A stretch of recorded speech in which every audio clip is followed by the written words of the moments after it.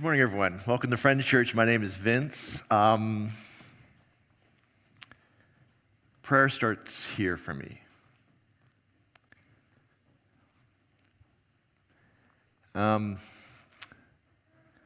Growing up, my dad was sick a lot. And I know I've talked about this, and I always feel emotion about it, but just let me work through it. 11 years old, running across the yard, dog trips my dad, smokes his knee into a stone, the only stone in the yard, shatters his knee. Surgery, hospital. And the entire time he was there, when we went as a family, I was a little kid, and so me and my brother would go and steal a wheelchair. And we spent a lot of time in wheelchairs. After that, my dad was doing some upholstery work, and he tore the ligament off of the inside of his finger. Doctors had never seen it before. The doctor, his name was Afifi, made up a surgery to reconstruct his finger. He was in a cast with his hand closed for months, and then I think the rehab for that one was 6 months of driving into the hospital. We lived in a small town. He had to drive an hour and a half to Winnipeg to go to physio every day. Sometimes I'd go with him, and I'd steal a wheelchair. Then my dad, something happened inside his stomach. A couple times he almost died. That was the one where we came home for Christmas dinner, and I found out later that my mom was like, I think on Christmas Day he won't be there anymore.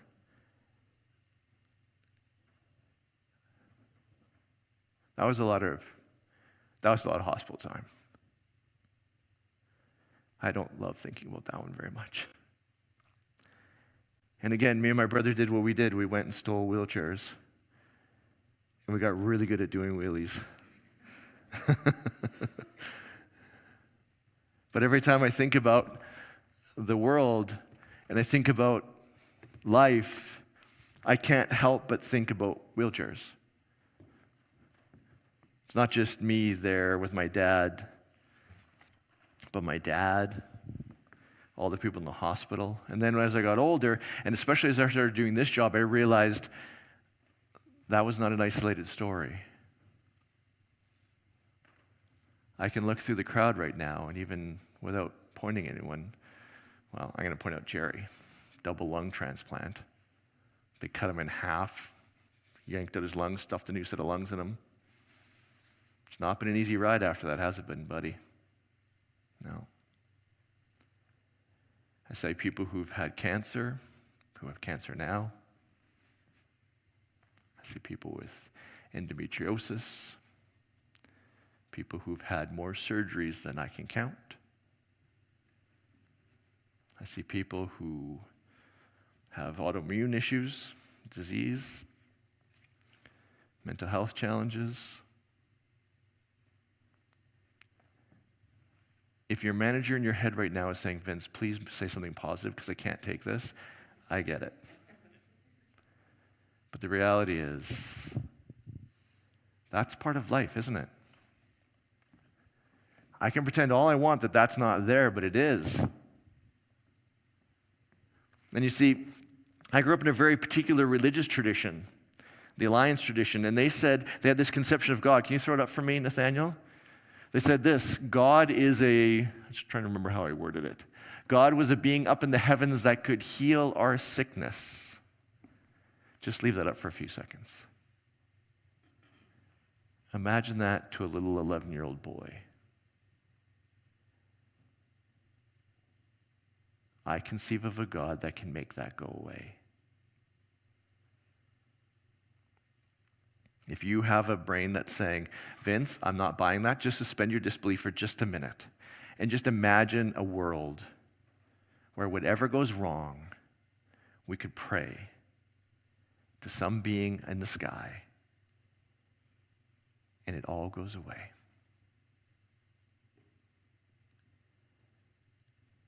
I'm editing a lot of swear words in my head about how much I would like. Hells yeah, I want that.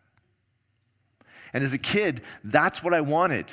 You mean you can make my dad healthy again? He can come snowmobiling with us again? I don't like talking about this because there's a lot of emotion for me. And I don't always realize how much is down there. I remember the day my dad went up to the front of the church to have the elders pray for him. The tradition I was from was they had this little thing of oil. I'm not sure if it was fancy oil. It was probably cooking oil, whatever. Is it a fancy jar? And they'd put a little oil and they'd touch it to your forehead, and then the leaders of the church would pray. Looking back as an adult now, I can realize my dad waited many years before he did this. He went up twice, and neither time it worked.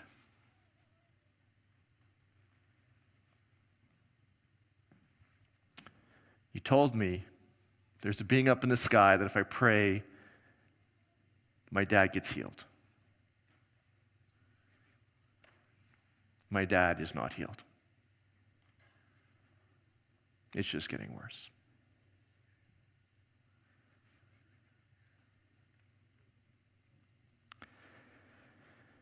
We have this metaphor at Friend Church where we say the tradition of Christianity is kind of like a meadow with an amusement park on it. For some people, they walk into that meadow and that amusement park is the most incredible place in the world. It's full of joy and peace and a conception of God that heals. And for whatever reason, some of us, now, if you're part of that, if prayer for you is a meadow conception where you're like, Vince, there's an answer to what happened to you, we'll go there. I'm in no way trying to undermine what you believe today. What I am doing and what we are doing in this series is to try and help the people who can't, for whom this doesn't work.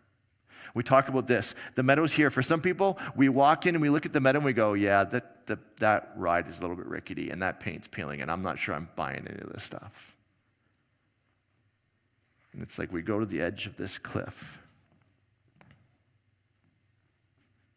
We look back at the meadow and we go, I can't do that, so maybe my only option is to spiritually jump. Throw it all away. Be done. Many of us have either been here or jumped. I can't do that. I can't deny that there's sickness and illness in my life, in the people I love, in the world around me. And it seems like whatever's going on, that is not getting fixed. So if that's the only answer, whoosh, I'm done. We're here to say this. That is not the only option.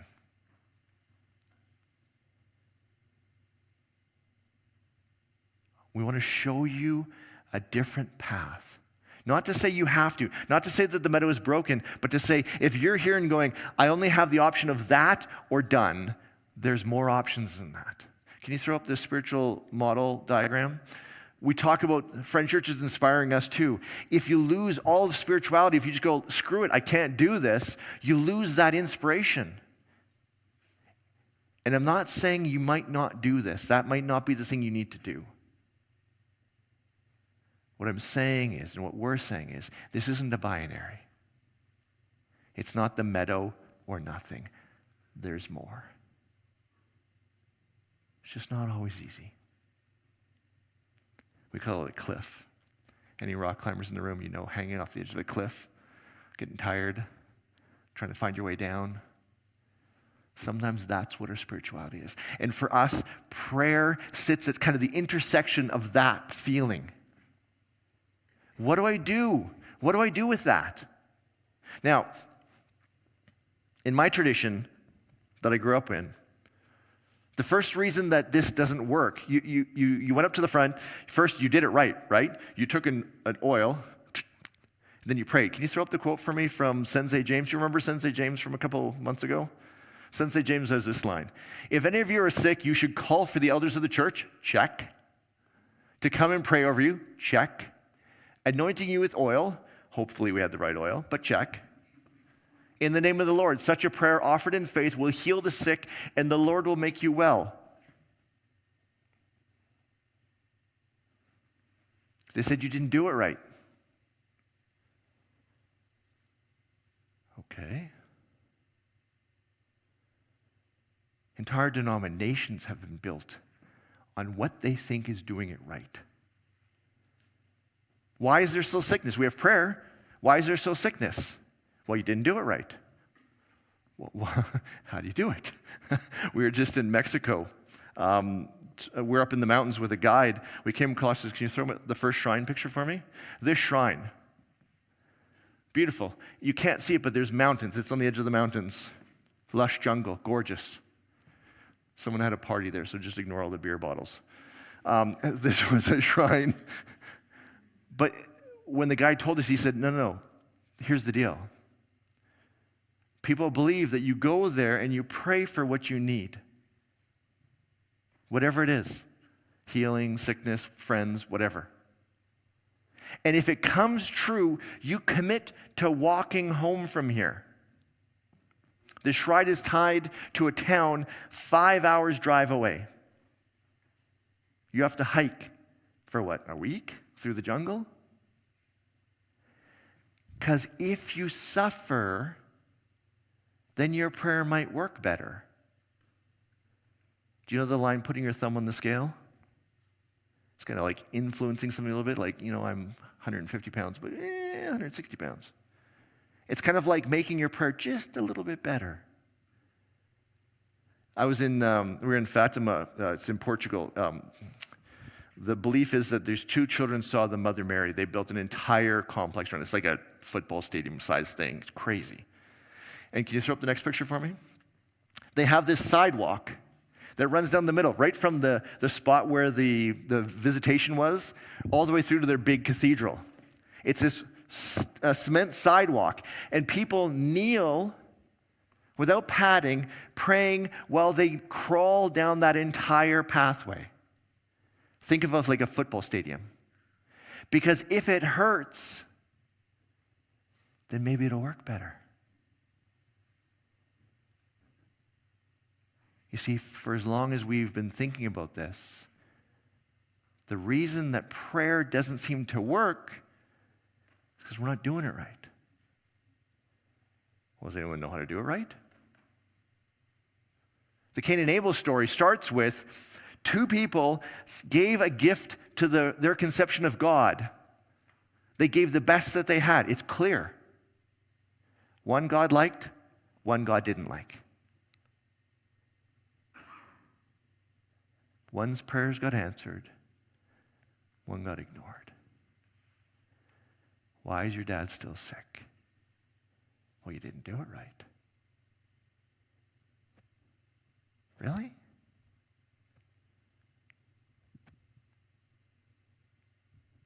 After that, a new line came up. It's from the story, well, the way people talked about it is, it comes from a story about that guy named Job. It starts off his life. Let me set it up. I don't take Job literally at all. If you do, please come talk to me after, because I would love to hear how you reconcile the first chapter. It is crazy. To me, it's a story of my life. It starts off with every bad thing that could possibly happen to Job happens to Job, including his health is gone. His kids all die, loses all of his money, and he's sitting on the ground covered in rashes and boils, and just like life sucks. And for about 30 chapters, give or take, Job's friends come and tell him, the reason you're here is because you didn't do it right. And their arguments, and Job is like, he's like, no. They're like, yeah, but what about this? No, blah, blah, blah. And then finally we get to the part, like the punchline. You have to read a long time to get to the punchline. Don't recommend Job unless you're really into that stuff. Gets to the punchline. Job, again, I think of it this way. The author is trying to tell us something about their thinking. And he's going to do it through two characters now. Job, the character Job, and the character God. I don't think of this as God. I think of this as the character in the story that he's trying to use to help us see something. Here's what Job says. Can you throw up the first line for me, Nathaniel?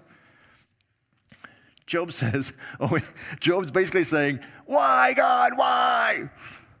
And the character God says this, who is this? Go one back. Who is this that questions my wisdom with such ignorant questions? This is the character God. How do you like that? Starts off with, hey, dumbass. And it just gets worse from there. Throw up the next one for me. You can see this is so an author. This is how the author conceives of the character God. God says to Job, brace yourself like a man, because I have some questions for you, and you must answer them. Hit me with the next one. This is actually, remember we've talked about the creation stories? This is the third creation story. Do you guys know there's 3 different myths? This is the third one. This is what the character God says. Job, where were you when I laid the foundations of the earth? Idiot. Who determined its dimensions? Dummy. What supports its foundations as the morning stars sang together? Who kept the sea inside of its boundaries? For I locked behind the barred gates. And he said, this far and no further. Essentially, he's basically saying, you're dumb, you don't know anything, you don't even know the beginning of anything. Why are you even talking to me? This story has never been about prayer in terms of the original author's intent. The story is about why bad things happen to good people. But people took this story and said this: maybe your dad's sick for another reason. In their head, they conceived of a God that can, how would I say this? I'm going to be generous because I have some feelings around this. They conceived of a God that said the best possible answer in this world is for your dad to be sick. For all of you who have young kids, cover their eyes. You seriously, they were like, look me in the eye. The best possible world is for your dad to be suffering. My dad would take Tylenol. He'd pour it into his hands. He wouldn't even count them. Throw them back so he could go work. He had a small business. He did it for years. That's the best possible outcome that a super being up in the sky can come up with. Probably not hiding my feelings that well, am I? People say, what happens when God says no? I looked this up. Jesus never once teaches a conception of God that says no. That's interesting. What Jesus says is what you ask for. I think there's a Jesus quote up there. It says, whatever you ask for when 2 are gathered, something like that. Can you throw that for me? This is where I jump all over my message notes and I get them to follow me. Jesus says, I also tell you this, if 2 of you agree here on earth concerning anything you ask, my Father in heaven will do it for you. There's no caveats. There's no, and just FYI, he might say no. The only time we see no connected to the Jesus story is at the very end where he's in the garden. He says, Father, take this from me, but if you can't, I'm okay with that. The no answer is how we reconcile what we perceive, what we experience in the world. Sickness, death, pain. And a conception of God that could heal it but doesn't.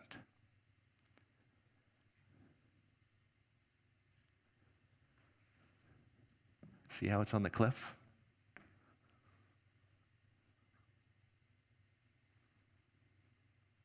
Clearly the answers didn't work for me. Remember, Bryce was interviewing me the other day. I said, I just about left this altogether because the meadow didn't work for me, and I thought that was the only option. Conceiving of a God that could heal, a super being up in the sky, that if I just prayed right, if I just used the right oil or the right whatever, it's going to work. And if it doesn't, best possible outcome. 2-year-old dies in a car accident, best possible outcome. BS. The Holocaust, best possible outcome. Really? I can do better than that. If that's my options, I'm done. I know for many of you, you've been there too. But that's not the only option. You see, that depends on conceiving of prayer in a very particular way. I have a first definition of prayer. Can you throw it up for me? One of the ways to define prayer, and this is a bit simplistic, but I'm trying to make a point. You can widen it up to prayers of thanksgiving and stuff like that, but bear with me. Prayer is a way to get a conception of God to do something we want. God, heal my dad. That's prayer. That's dependent on two things. A conception of God up there that needs me to pray so that that conception will do something in the world. It's tricky. If you hold on to that conception very tightly, things get really tricky. One of the Alexander was talking about my breath and in the swell. It's like, God's over here, I'm over here. It's like, hey, God, can you come over here for a second? I need some help. It's like, no, it's not. Okay, crap. What if I do this? Maybe you come over. No. A separate conception, right? God, a super being up in the sky. If I do the right things, you'll come and help me. That's prayer. But that's a very narrow semantic range. If we just hold that part, semantic range is like all the things a word can mean, right? If prayer is only this part of its semantic range, all you got is you have to conceive of a super being up in the sky who, if you say the right things, might do it. And if they don't, then you have to come up with a reason why they didn't. You did it wrong. The answer is no. You're dumb. Whatever the Job story was, right? But there's another way to define prayer. Prayer, can you throw it up for me so I say it right? Those good things which are earnestly hoped for or actively pursued. I was saying to the band, I can say before they come up on stage, I pray that your set is really good and really inspiring. Do I mean that a super being is going to come and somehow change what they were going to do and make it better? No, what I mean is the earnest hope in my heart is for this to go well, for all the preparation, all the work you've put in to inspire our community. You see, I didn't want to lose prayer. I didn't want to be able to, when someone says to me, hey, I just got diagnosed with cancer, it's like, bummer. It didn't capture it. And even my thoughts are with you, that felt better, but it didn't capture the spiritual part of my life. But when I read that definition of prayer, those good things which are earnestly hoped for or actively pursued, the answer is, oh man, I am praying that this goes away, that the doctors can heal you. I don't know. I don't want this for you. I want something better. I pray as a way of saying, I earnestly want something different for you. Do you see how that shifts prayer? It doesn't demand something up in the sky. It doesn't demand a conception of God that's up there, and somehow we have to get that conception from up there to there. We don't have to do that anymore. In fact, sometimes we are the people that do the thing that needs to be done. I pray that you find a new place to live after you got kicked out of your apartment. And just so you know, I called a bunch of friends and I found you a place. Divine? Hell yeah. Super being? Maybe you could conceive of it that way.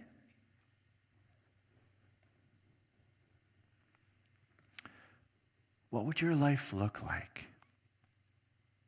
if instead of saying, I have to conceive of a super being up in the sky that if I do the right things, might heal me, might do the thing that I need done, or whatever it is. Instead, shift your idea of prayer to include. Now, I'm not saying get rid of that. If that's what you hold, fine. Include this idea of the earnest desires of our hearts. And suddenly we have prayer back. I pray for you. Someone asked me after the service, or with Bryce's things, why don't we pray after the service? And I was like, oh, what they mean is that get the super being to do something. To me, this whole thing is a prayer. I pray that your lives will become so healthy that you create these beautiful we relationships that empower you to take water to the world all around you. And you are literally little pockets of good, spreading good everywhere you go. That's my frickin' prayer. Do I need a super being to do it? I don't know. For me, it doesn't seem to go that way. Unless my counselor's a super being.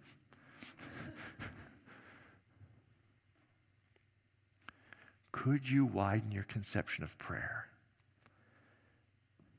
to include not just a super being? I need to get the band to come up.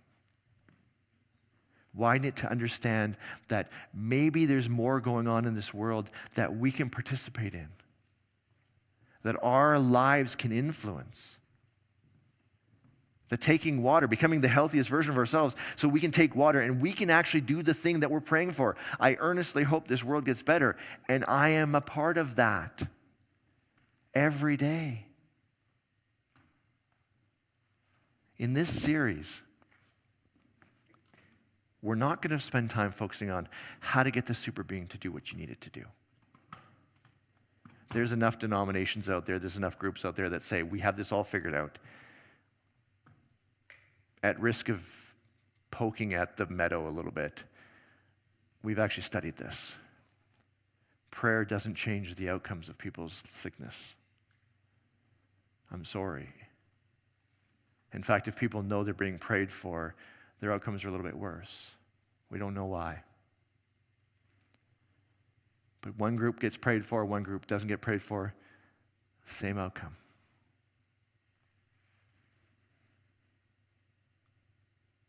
I liked when I could think that maybe there's a super being up in the sky that if I did everything right, would solve all my problems. That died for me. But in the process, I climbed down a cliff face of spirituality and I found a ledge. I found all you on that ledge. Maybe not all of you. Some of you are still in the cliff face. Some of you are still in the meadow because that's what fits for you. Whatever works. But I realized it wasn't just that or atheism, that or throw it all away, that or nothing. There is a different way to do this. I had to give up some things. The belief that the super being was going to take care of all my problems. I had to live in the valley. But now I don't have to come up with reasons to explain why there's still a wheelchair in my life. My spirituality and my reality that I see are congruent. And now I can say, my earnest and deep prayer for us all is to be the healthiest humans we can be. Employ our spirituality to inspire us to the healthiest humans we can be so that we can make the world better by taking water. A frickin' man.